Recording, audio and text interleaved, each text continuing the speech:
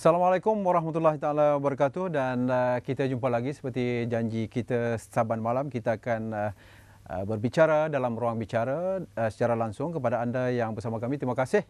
Walaupun dalam keadaan yang santai, mungkin kita akan kembangkan topik-topik yang kita pilih pada kali ini. Baik, topik yang kita pilih pada malam ini usahawan belia persada antarabangsa. Itu yang bakal kita bincangkan selama sejam bersama tetamu yang kita jemput ke studio. Dan anda juga boleh bertanyakan apa saja tentang tajuk yang kita pilih ini di talian 03 20594624 ataupun 20594625. Bagi yang luar Kuala Lumpur 03 di hadapannya.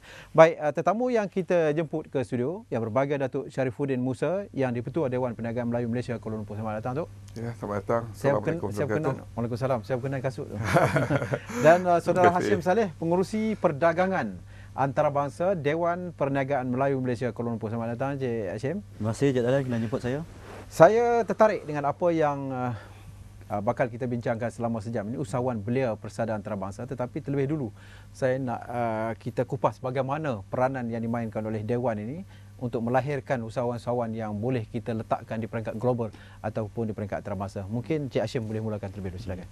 Okey, di sini kita melihat bahawa banyak program kerajaan yang dilakukan untuk meningkatkan usahawan di Malaysia ini, di mana kita lihat dari segi kekuatan mental terutamanya. Yeah. Jadi di situ kita akan tekankan di Dewan Perniagaan Kuala Lumpur ini, kita akan pastikan ahli-ahli kita telah melalui ujian proses-proses dari segi mental. Sebab untuk usahawan kita ke peringkat antarabangsa, dia perlukan kekuatan mental yang begitu kukuh sekali.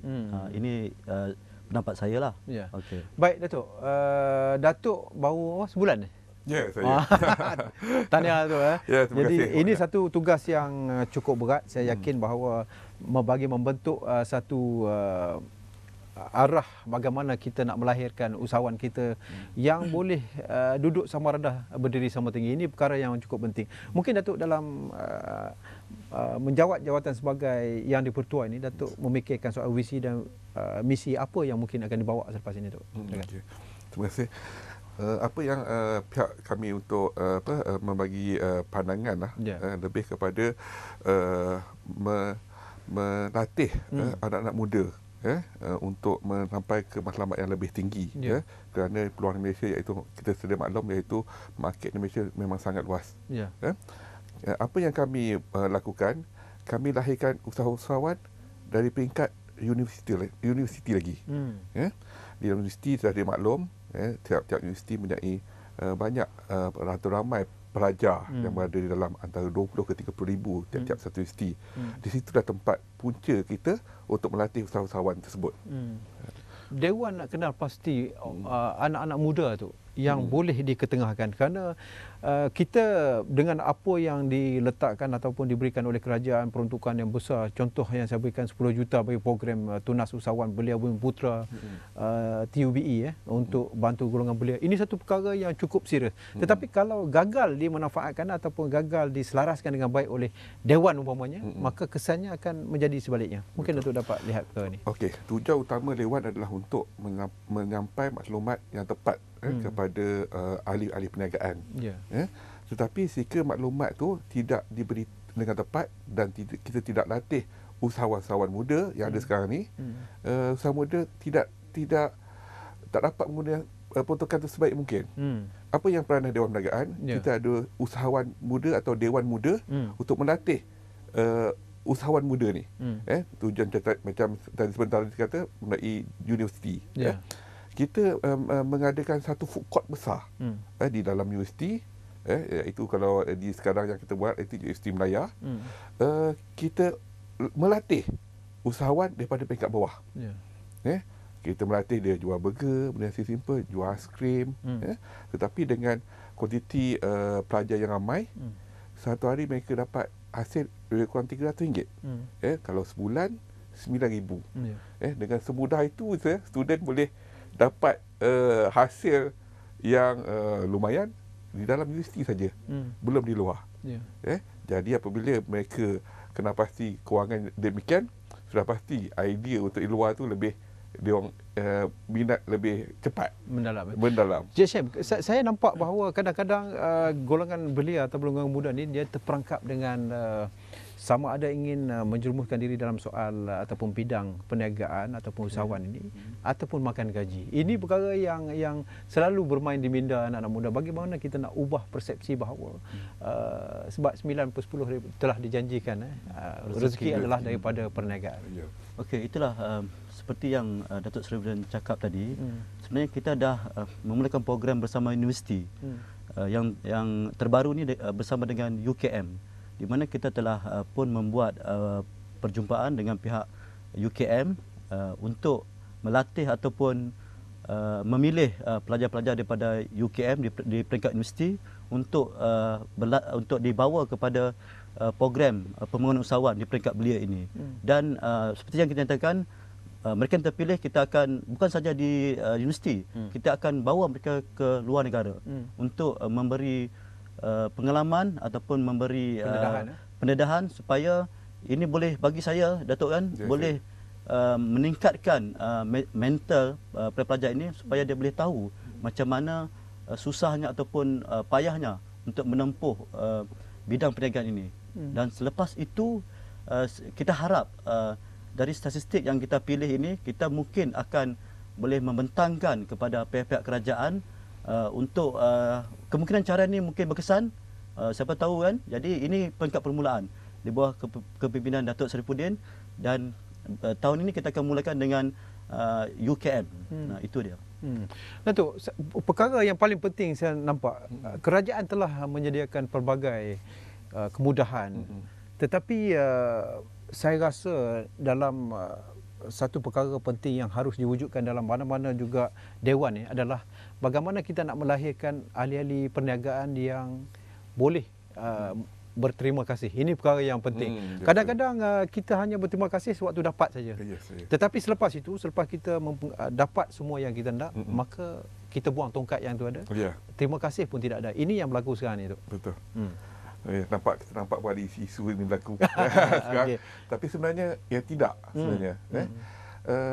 Kita tahu 10 tahun yang dulu ibu bapa kita datang ke Kuala Lumpur untuk berniaga dengan cara yang kecil. Tapi sekarang ni kalau yang kita ikut peniaga yang di Malaysia, yang paling kecil pun sudah orang kata terlalu mewah. Sebab ekonomi kita strong. Peluang terlalu banyak. Cuma nak ambil saja. Kalau kata orang bagi tahu itu susah, itu berkalasan lah. Itu cuma peluang semata-mata. Betul ke dakwaan yang mengatakan orang Melayu tidak kuat dalam berhadapan dengan masalah-masalah khususnya untuk berjaya sebagai ahli perniagaan itu? Tidak, mustahil. Sebab peluang tu sangat terbuka. Memang sangat terbuka. Kita untuk contohlah satu. Banyak yang orang asing daripada Pakistan, Indonesia banyak mengambil kesempatan di dalam peluang yang kita sendiri tidak ambil. Contohlah macam pusat bandar kita, iaitu Chowkit lah contohnya. Dulu itulah pusat yang utama orang Melayu untuk bangun. Tapi apa dah jadi sekarang? Banyak pendatang asing yang mengaut keuntungan yang berlipat-lipat ganda. Dia orang kata sebab orang asing ni dah datang betul-betul dia mencari rezeki untuk dapatkan kewangan, tapi orang kita malas. Itu perkara yang mungkin Datuk kita nak betul persepsi ni macam mana? Tetapi bukan semua. Bukan semua. Saya setuju dengan Datuk. Segolongan. Segolongan. Tapi sebab kita Melayu dah banyak yang orang kata mencapai matlamat yang ada. Kalau kita tengok sekarang ni bukan seorang dua orang. Macam dulu memang ada 10 orang macam tu. Sekarang ni dah beratus. Memang kita telah berjaya, bukan di Malaysia saja, di luar negara dan luar negeri pun. Jadi untuk mencari sebab bahawa peluang itu tak ada, memang tidak benar sama sekali. Mungkin Cik Syem ada pandangan terhadap perkara-perkara yang dibangkitkan oleh orang-orang yang dah berjaya baru-baru ni dalam surat khabar macam-macam. Dia memperlekehkan, tidak berterima kasih dalam soal ini. Bagaimana Dewan nak menangani agar dia menjadi satu institusi yang dihormati dan kita melahirkan betul-betul orang Melayu yang nak bersaing di peringkat antarabangsa. Ini yang perkara yang paling penting. Okey, bagi saya kemungkinan apa yang kita perlu tekankan adalah pendidikan. Itu yang saya katakan tadi kan. Jadi pendidikan ini penting di peringkat sama ada di peringkat menengah ataupun universiti untuk memastikan usahawan-usahawan muda yang telah mendapat manfaat daripada apa yang kerajaan sediakan di kemudian hari, mereka ini bukan saja berterima kasih tetapi boleh membantu dan meningkatkan ekonomi golongan muda yang baru untuk menampak di bidang perniagaan. Jadi bagi saya di sini pendekatan dari segi pendidikan itu amat penting sekali. Jadi saya pasti jika kerajaan ataupun Dewan Perniagaan memberi tumpuan dari segi pendidikan, dari segi pendidikan untuk usahawan ini, bagi saya ini amat jelas akan dari segi masa panjang dia memberi impak yang bagi saya mungkin boleh berterima kasih itu akan kita boleh nampak di kemudian hari daripada usahawan muda ini. Ya, itu perkara yang paling pokok. Datuk, dari segi keahlian di Kuala Lumpur, Datuk, bagaimana kita berhadapan dengan satu perkara yang memang jelas, kos kehidupan yang semakin meningkat dan mungkin juga Dewan mempunyai program-program tertentu untuk memastikan keadaan ini dapat sekurang-kurangnya membantu dalam keadaan yang ekonomi tidak menentu. Maupun keadaan ekonomi tidak menentu. Sebenarnya kita perlu berubah atas dasar diri kita sendiri, bukan fakta kerajaan yang menentukan keadaan. Sebab ekonomi kita iaitu cukup cantik, cuma kita ambil peluang saja. Jadi maupun kos kehidupan kita tinggi, tapi kehidupan tu tinggi hanya di Kuala Lumpur saja, tidak di luar bandar. Memang kebanyakan usahawan datang untuk di KL adalah menjawab cabaran. Jadi ini peluang ni mesti diambil. Cawangan di Kuala Lumpur apa yang Datuk rasa telah dilakukan oleh Dewan, Datuk? Yang mungkin kita dapat berkongsi. Apa peranan Dewan Kuala Lumpur lah, iaitu pusat bandar. Kita lebih kepada mencari maklumat. Kita ambil maklumat, kita beri kepada ahli-ahli kita.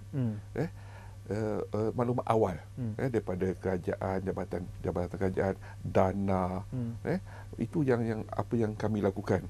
Selain daripada itu, kita ada mewujudkan mentor-mentee yang usahawan-usahawan yang berjaya untuk mendidik anak-anak muda kita supaya berminat di dalam bidang usahawan ni. Itu yang kita rancang sekarang ni. Mungkin yang terbaru ni kata nak ke mana? Ke Korea apa? Ke Korea. Apa program itu? Okey.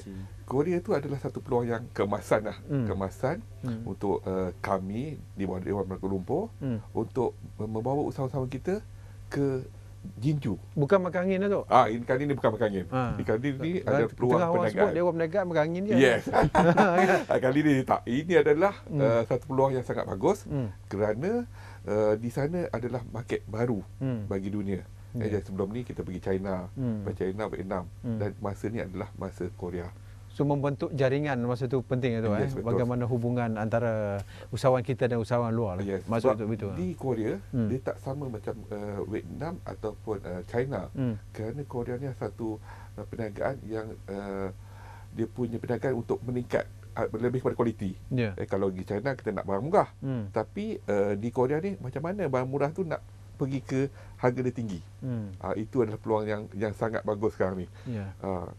Yang cuba dilakukan oleh Dewan. Yes, betul. Baik, kita akan berbincang lagi selepas ini kerana kita akan turut menyentuh bagaimana usahawan belia Persada Antarabangsa ini mempersiapkan diri, khususnya dibantu oleh Dewan Perniagaan Melayu Malaysia Kuala Lumpur untuk kita meletakkan usahawan-usahawan ini di peringkat yang dihormati dan tidak mudah untuk dipelekehkan. Kerana itulah mungkin dari segi sudut persiapan jati diri dan sebagainya akan kita tekankan selepas ini. Kita jumpa lagi.